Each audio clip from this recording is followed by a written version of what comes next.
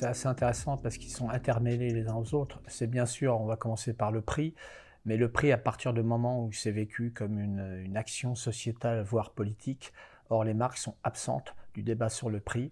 Les marques industrielles, j'entends, c'est plutôt les distributeurs qui se sont emparés de ce sujet, alors que les marques auraient tout intérêt à avoir une politique de prix et à la faire savoir, étant donné que les marques sont aimées par les consommatrices et les consommateurs, et il nous semble qu'il ne faut pas qu'elles soient absentes de ce sujet-là. Le deuxième point sur lequel elles peuvent jouer, les marques aujourd'hui, c'est les sujets qui sont liés à la RSE, et notamment à la tempérance de la consommation. Donc ça rejoint un peu le premier, parce que certes, on veut faire des bonnes affaires, mais en même temps, on veut contrôler mieux probablement la façon dont on consomme.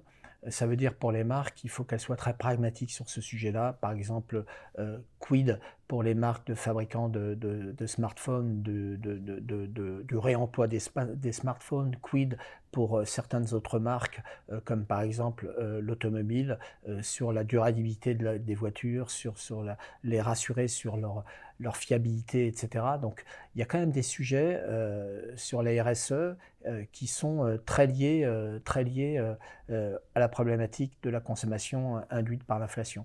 Le troisième sujet, nous semble-t-il, c'est le fait que, certes, on a une consommation qui peut être contenue parce qu'on le décide éthiquement ou parce qu'on la subit économiquement parlant. Pour autant, on peut se lâcher et on a envie de se lâcher à certains moments. Donc les marques peuvent très bien aller sur le terrain du lâchage parce qu'on veut se faire plaisir, qu'on veut acquérir un bien tout à fait exceptionnel, etc., qui va sortir de tous les codes de ce qu'on a prévu par rapport à la gestion plus serrée de l'inflation ou de la position éthique qu'on a sur la consommation.